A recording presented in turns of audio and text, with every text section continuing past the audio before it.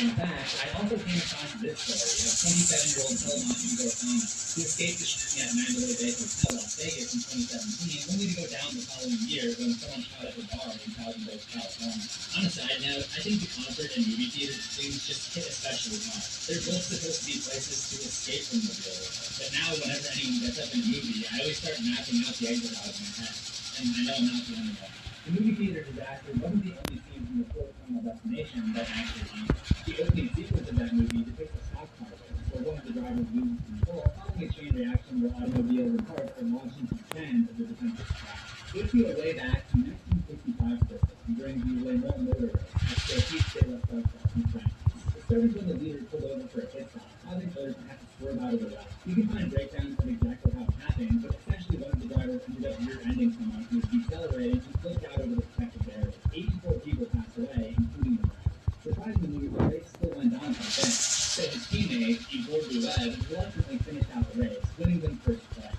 Hawthorne's career continued for another 4 years, at which point he retired, but apparently he could not shake the need for speed, because in January 1959, he died in a car wreck on the street in London while driving his Jaguar. He was overtaken in Mercedes, the same type of car that had caused the catastrophe at Le Mans. It was being driven by a racing team, and the two were traveling at about 80 miles per hour, leading to speculation that they had been racing. Some would say that his steering wheel had been grabbed by the bony end of that, but in my opinion, this is a lot like the experimental earthman. Hawthorne had a very dangerous hobby and career, and eventually it caught up with him. I also kind of wonder if his career accolades gave him a false sense of security, like he felt he could maneuver his way out of anything. In 1958, he won the French Grand Prix, a race in which his rival, Luigi Musso, flipped off the course and lost his life. Maybe Hawthorne just came to believe that he could do anything. Me, personally, I'll stick to my race. Maybe only hardcore fans know about this, but in addition to the movie, there's also the series of Final Destination novels. In 2005, the first of these, Final Destination Dead Reckoning, was released, and he tells a story about a punk rock singer who saved a few lives thanks to her vision about the nightclub that they were playing at collapse. As it turns out, this too comes from a place of truth. There's been a number of very catastrophic nightclub fires over the years. I guess it makes some sense. In a crowded, loud place with low visibility, that probably isn't a very ideal state. As we all saw during the beginning of Jennifer's body, in real life, one of the deadliest fires in history was a nightclub in Massachusetts called Coconut Road in 1942. The popular Boston club had numerous building code violations and went up in flames, taking out an insane 492 people. It's estimated that there were about 800 people crammed in there, which means about 300 survived. But two of those survivors went on to succumb to other accidents. 21-year-old Clifford Johnson was there on the first day, but they got separated in the kind of crowd. Johnson, a young Coast Guard man, went back in 4 separate times to look for his day. She must have left a really good impression. But on the 4th attempt, he came out in a ball of flame. Doctors didn't expect him to make it, but he did, after 21 months of treatment.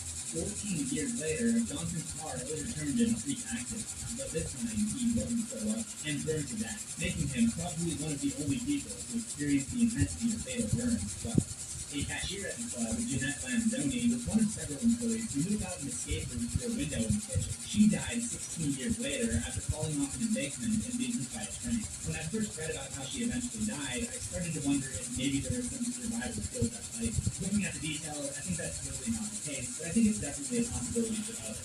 And it's possible that the next story is moving.